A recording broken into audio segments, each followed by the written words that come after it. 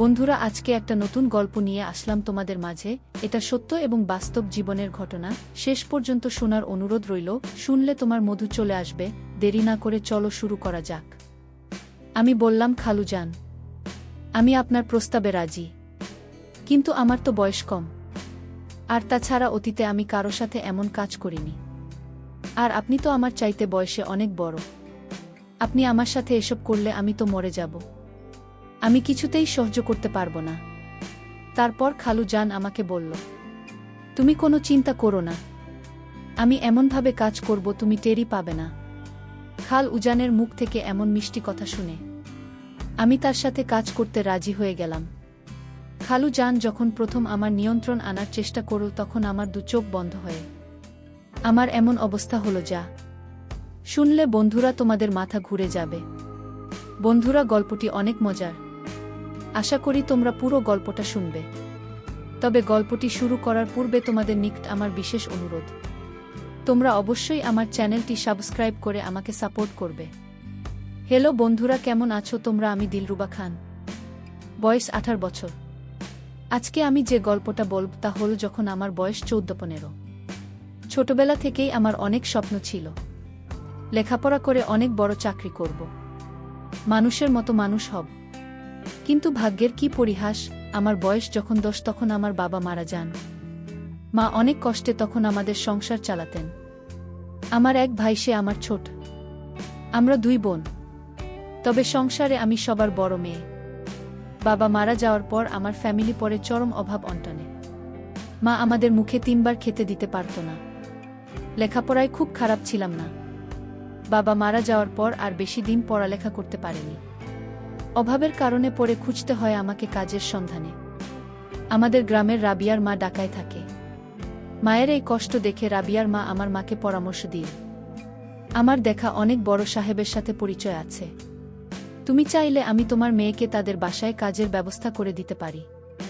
ভালো টাকা বেতন দেবে তারা তোমার মেয়েকে তারা ভালো ভালো খেতে দেবে, ভালো জামাকাপড় দেবে। অভাব অনটনের সংসার আর কত কষ্ট করব। তাই ভেবে মা রাবেয়ার মায়ের প্রস্তাবে সম্মতি দিল। রাবেয়ার মায়ের প্রস্তাব পেয়ে মা আমাকে বড়লোক সাহেবের বাড়িতে কাজের জন্য দিতে রাজি হয়ে গেলাম।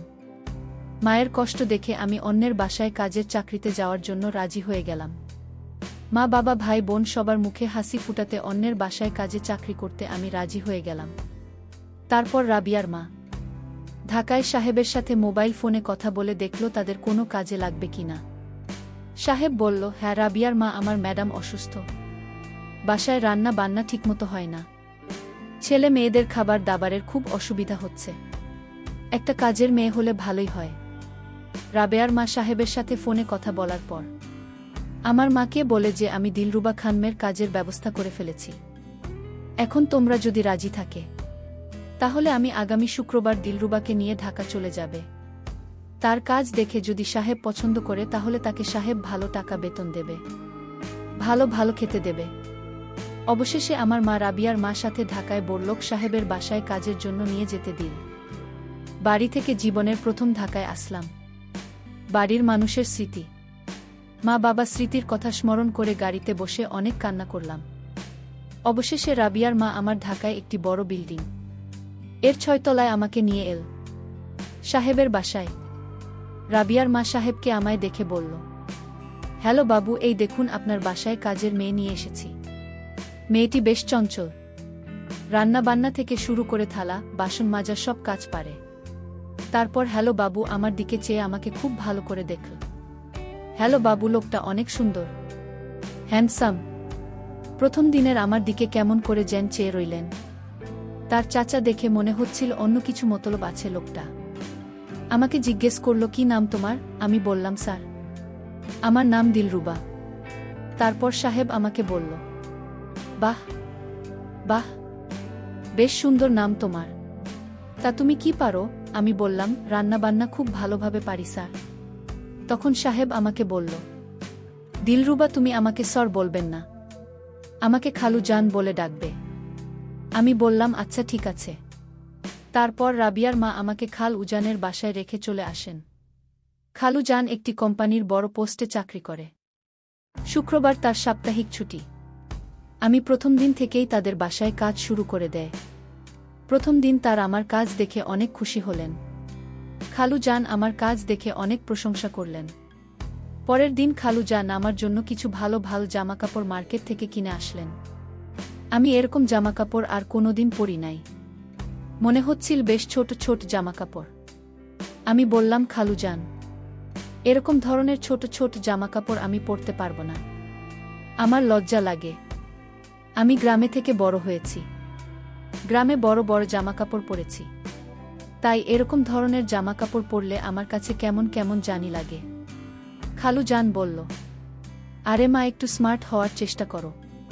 তুমি আমার বাসায় থাকো, আমার বাসার কাজের মেয়েরাও আমার মেয়ের মতোই, তাই তোমাকে আরও স্মার্ট এবং সুন্দর হয়ে থাকতে হবে। সবসময় পরিষ্কার পরিচ্ছন্ন হয়ে থাকতে হবে। আমি পরিষ্কার পরিচ্ছন্ন এবং স্মার্টনেসকে পছন্দ করি। আর শোনো দিলরুবা, আমার বাসায় প্রতিদিন ভালো ভালো গেস্ট আসে, উচ্চমানের গেস্ট। তাদের সামনে তুমি সবসময় সাজগোজ করে থাকবে, কারণ তোমাকে তো আমরা কাজের মেয়ে মনে করি নাই, তোমাকে আমরা নিজের মেয়ের মতোই মনে করি। ঠিক আছে মা। আমি বললাম, আচ্ছা খালু জান। তারপর খালু জান আমাকে বলল, যাও দিলরুবা, মা, তুমি জামাকাপড়গুলো পরে আসো, আমি তোমাকে দেখব। তোমাকে কেমন লাগে এই জামা কাপড়গুলো, আমার অনেক পছন্দের কিনা। তারপর আমি খালু জানের কথা রক্ষা করতে আমি এই ছোট ছোট জামা কাপড়গুলো পরে নিলাম, এবং আমার কাছে খুব ভালো লেগেছিল, কারণ এরকম ধরনের দামি আর নতুন জামা কাপড় আমি কখনো কিনাই। জামা কাপড়গুলো পরে যখন খালু জানের সামনে আসলাম, তখন খালু জান আমার দিকে এমনভাবে তাকাল, মনে হল যেন খাল উজানের চোখে আমি এক স্বপ্ন, সত্যি স্বপ্নের অপ্সরা। তারপর খালু জানেন এমন চা দেখে আমি বললাম, খালু জান, আপনি আমার দিকে এমনভাবে তাকিয়ে আছেন কেন? আমাকে কি আপনি নতুন দেখছেন নাকি? তারপর খালু জান বলল, না মা, তোমাকে নতুন দেখছি না, দেখছি তোমাকে কত সুন্দর লাগছে। তুমি কত সুন্দর একটা মেয়ে। তুমি যদি পড়ালেখা করতে পারতে, তাহলে ভবিষ্যতে বড় কিছু হতে পারতে। আমি বললাম, খালু জান, আমার পড়ালেখার খুব ইচ্ছে ছিল। আমি ভবিষ্যতে পড়ালেখা করে বড় কিছু হওয়ার স্বপ্ন ছিল, কিন্তু হঠাৎ করে আমার বাবা মারা যাওয়ায় আমার স্বপ্ন দুঃস্বপ্ন হয়ে গেল। তারপর খালু জান আমাকে বলল, আচ্ছা দিলরুবা, তুমি কি পড়ালেখা করবে? আমি যদি তোমাকে স্কুলে ভর্তি করে দিই, আমার ভাষা টুকিটাকি কাজ যেগুলো করবে, আর বাকি অবসর সময় পড়ালেখা করবে, পারবে তো সব কিছু সামলাতে?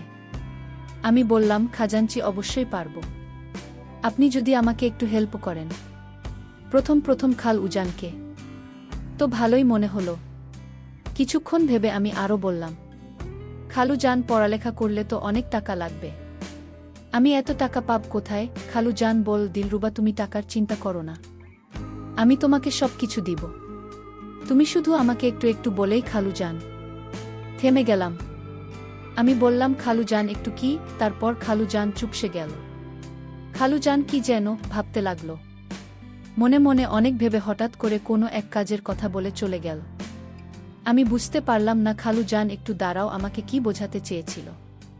সেই রাতে আমি যখন আমার রুমে ঘুমিয়েছিলাম, আজ ঘুমের মধ্যে হঠাৎ আমি অনুভব করি রাতের অন্ধকারে কেউ আমার রুমে প্রবেশ করে আমার সাথে কিছু একটা করার চেষ্টা করছে।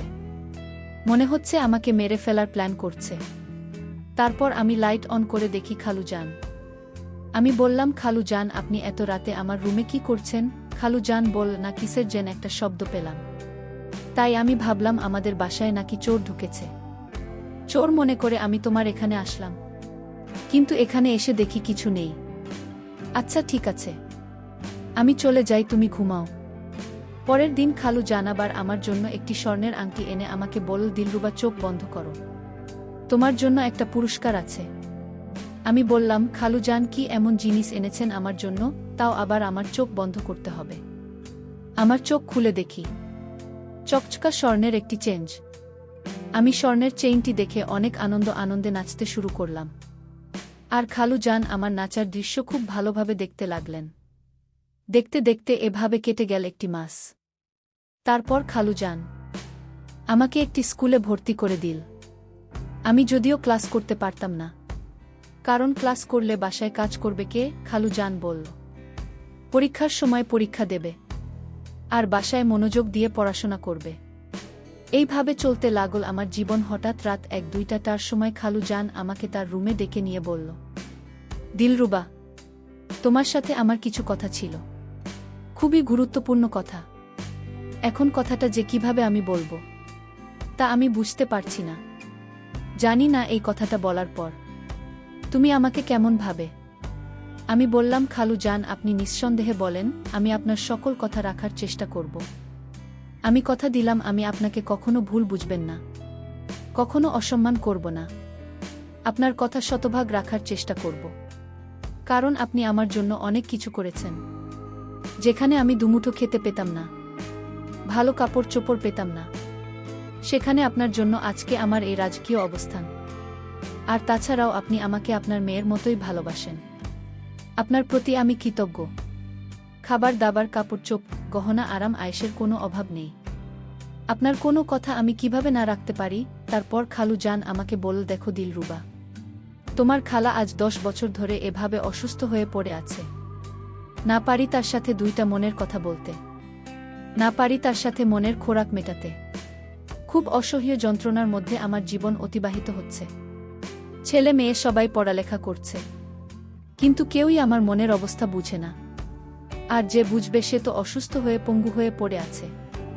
10 বছর আগে একটি রোড অ্যাক্সিডেন্টে তার পা 2টা ভেঙে যায় এবং সে কথা বলার বাকশক্তি হারিয়ে ফেলে। তার সাথে তো আমার কোনো কিছু হয় না। মাথাটা সবসময় জ্যাম হয়ে থাকে, মাথার মধ্যে সব সময় চিন চিন ব্যথা অনুভব করি। আমি জানি সেটা কিসের ব্যথা, কিন্তু কাউকে বলার মতো আমার দুঃসাহস হয়নি। তোমাকে যে কিভাবে কথা বলতে আমার যদিও আনিজি ফিল করছি, তারপরেও আমি না বলে পারছি না। তোমার রূপ, তোমার সৌন্দর্য, তোমার মুখ, তোমার মায়ের, সত্যি আমি হারিয়ে গেছি। আমি তোমাকে চাই দিলরুবা, তোমাকে আপন করে পেতে চাই। আমি জানি না কখন কিভাবে তোমার মধ্যে হারিয়ে গেছি। দিলরুবা, আমি তোমার কাছ থেকে সেই জিনিসটা চাই যা পেলে আমি একটু একটু করে মানসিক যন্ত্রণা থেকে মুক্ত হতে পারব। তোমার কাছ থেকে একটু ভিন্ন কিছু চাই, একটু ভিন্ন কিছু চাই। তুমি যদি আমাকে একটু দয়া করো, বিনিময়ের জন্য তুমি আমার কাছে যা চাও আমি তাই দিব। সাহেবের মুখ থেকে এমন কথা শুনে আমি হতবাক হয়ে গেলাম আর বললাম, খালু জান, আপনি যা চেয়েছেন তা কিভাবে সম্ভব?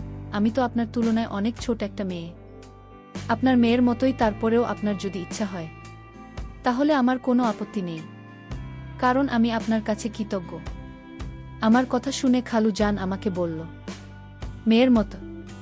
কিন্তু মেয়ে তো নয়। আর তোমার সাথে আমার এইসব যায়, শুধুমাত্র বয়সের একটু ব্যবধান। প্লিজ দিলরুবা, আমাকে আমার মানসিক যন্ত্রণা থেকে একটু মুক্তি দাও। তারপর আমি মনে মনে ভাবতে লাগলাম, আমার এই রাজকীয় জীবন, আরাম আয়েশ, কাপড় চোপড়, থাকা, খাওয়া, গহনা, রাজকীয় চলাফেরা, সব কিছুতেই এখন আমি খুব শান্তিতে আছি। কারণ অভাব কি জিনিসটা আমি হারে হারে টের পেয়ে এসেছি বাবার মৃত্যুর পর। তাই মনে মনে ভাবতে লাগলাম, যদি খাল উজানের প্রস্তাবে আমি রাজি না হই, তাহলে তো আমার সবকিছু বন্ধ হয়ে যাবে। আবার আমাকে কষ্ট করতে হবে, না খেয়ে থাকতে হবে। তার চেয়ে বরং আমি রাজি হয়ে যাই। এসব কিছু ভেবেই আমি খালু জান এর সাথে তার মানসিক যন্ত্রণা নিবারণের জন্য কাজ করতে রাজি হয়ে গেলাম। আমি বললাম, খালু জান, আমি আপনার প্রস্তাবে রাজি, কিন্তু আমার তো বয়স কম। আর তাছাড়া অতীতে আমি কারো সাথে এমন কাজ করিনি। আর আপনি তো আমার চাইতে বয়সে অনেক বড়। আপনার আমার সাথে এসব করলে আমি তো মরে যাব। আমি কিছুতেই সহ্য করতে পারবো না। তারপর খালু জান আমাকে বলল, তুমি কোনো চিন্তা করো না, আমি এমনভাবে কাজ করব তুমি টের পাবে না। খালু জনের মুখ থেকে এমন মিষ্টি কথা শুনে আমি তার সাথে কাজ করতে রাজি হয়ে গেলাম। খালু জান যখন প্রথম আমার উপর নিয়ন্ত্রণ আনার চেষ্টা করল, তখন আমার 2 চোখ বন্ধ হয়ে গেল।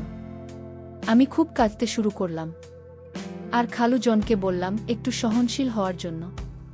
খালু জান আমার কাকুতি মিনতি শুনে 2 মিনিটের জন্য সহনশীল হয়, তারপর আবার পাগলের মতো আচরণ শুরু করে। আমি তখন প্রায় অজ্ঞান হয়ে যাওয়ার মতো অবস্থা হলো এবং এক পর্যায়ে প্রথম দিন শেষের দিকে আমি অজ্ঞান হয়ে গিয়েছিলাম। তারপর খালু জান তার মনের স্বাদ পূরণ করে দিল। এরপর থেকেই আমি খালু জান এর সাথে একেবারে ফ্রি হয়ে গেলাম। খালু জানও আমাকে আপন করে পেয়ে অনেক খুশি। এভাবে কৌশলে ফেলে খাল উজান আমার সাথে 22 বছর প্রায় প্রতিদিন রাতেই আমার সাথে মেতে উঠত এক নিষিদ্ধ লীলায়, যে লীলা সম্পূর্ণ ছিল আইন ধর্ম বর্ণ বহির্ভূত। বন্ধুরা, পরিশেষে আমি প্রায় দীর্ঘ 2 বছর পর আমার ভুল বুঝতে পেরেছিলাম, কিন্তু তখন বুঝলে তো আর কোনো কাজ হবে না।